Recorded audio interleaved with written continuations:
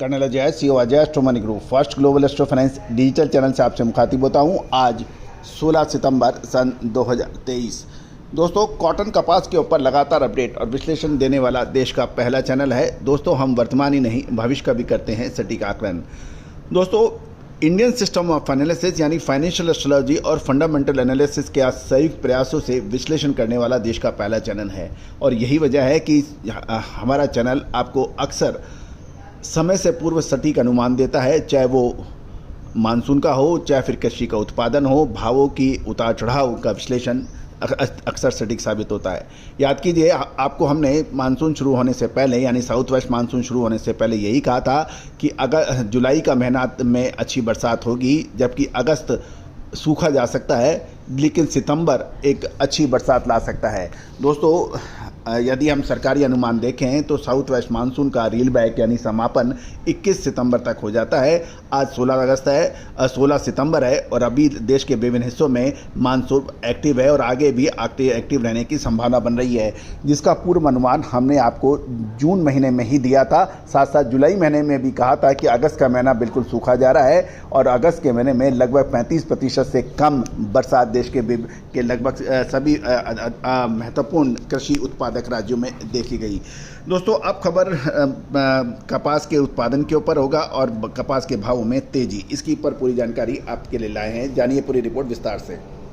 दोस्तों, मानसूनी बारिश की कमी से चालू खरीफ सीजन में कपास की बुआई घटने के समाचार मिल रहे हैं, क्योंकि अगस्त महीने में कई राज्यों में मानसूनी बारिश सामान्य से कम थी, जिसके कारण कपास की बुआई पर फर्क पड़ा। यदि कृषि मंत्रालय के चालू खरीफ सीजन में 15 सितंबर तक कपास की बुआई के जो आंकड़े हैं 123.22 लाख हेक्टेयर में हुई, जबकि पिछले साल इस समय तक बुआई 127.28 लाख हेक्टेयर में हुई है। और भारतीय मौसम विभाग यानी आईएमडी के अनुसार 1 जून से 15 सितंबर तक देश में सामान्य से 9% कम बरसात है। उत्तर भारत के प्रमुख राज्य जैसे पंजाब, हरियाणा, राजस्थान में चालू खरीफ के कपास की बुआई 16.24 लाख हेक्टेयर में हो चुकी है, जो कि पिछले साल की समान अवधि में 15.81 लाख हेक्टेयर से ज़्यादा है। यानी पंजाब, हरियाणा, राजस्थान में बढ़त पर है, जबकि गुजरात में चालू खरीफ में कपास की बुआई 26.79 लाख हेक्टेयर में हो चुकी है, जो कि पिछले साल की समान अवधि में 25.48 लाख हेक्टेयर से ज़्यादा है।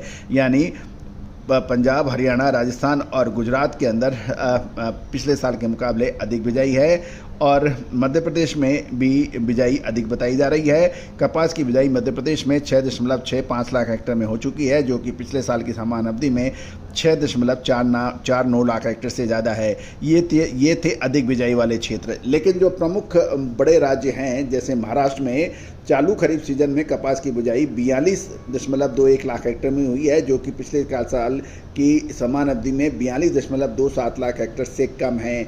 आंध्र प्रदेश में चालू खरीफ कपास की बुआई 3.83 लाख हेक्टेयर में ही हुई है, जो कि पिछले साल की समान अवधि में 6.27 लाख हेक्टेयर से काफ़ी ज़्यादा कम है। तेलंगाना में देखें तो चालू खरीफ में कपास की बुआई 18.21 लाख हेक्टेयर में हुई है, जबकि पिछले साल की समान अवधि में 20.13 लाख हेक्टेयर से काफ़ी ज़्यादा कम बताई जा रही है।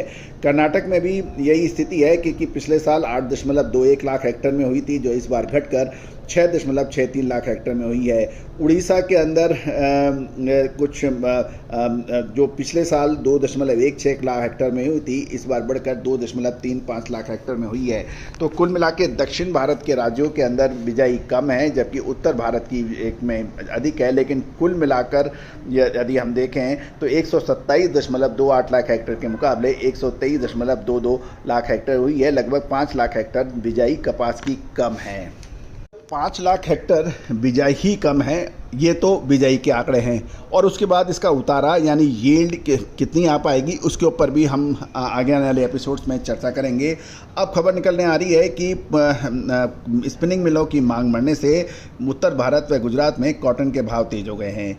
दोस्तों, गुजरात में अहमदाबाद में 29 शंकर 6 किस्म के कॉटन के भाव 100 रुपये तेज होकर 61,400 से 61,600 रुपये प्रति कैंडी हो गए हैं और एक कैंडी 365 किलो की होती है। पंजाब में हाजी डिलीवरी के भाव 64 6425 रुपये प्रति मन बताए गए हैं।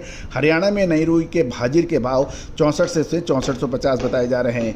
ऊपरी राजस्थान में नई रुई के भाव हाजिर डिलीवरी के 64 से 6450 और खैरता लाइन में कॉटन के दाम 6450 से 6475 रुपये प्रति मन बताए जा रहे हैं। देश भर में मंडियों की आवक 28,700 गांठ और बताई जाती है और एक गांठ 170 किलो की मानी जाती है।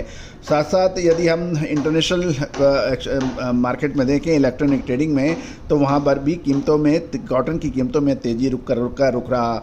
उत्तर भारत के राज्यों में गुजरात के कॉटन के दाम तेज हुए हैं, लेकिन सूती धागे में एवं लोकल मांग के निर्यात की मांग सामान्य होने की तुलना में के अपेक्षा कमज़ोर है।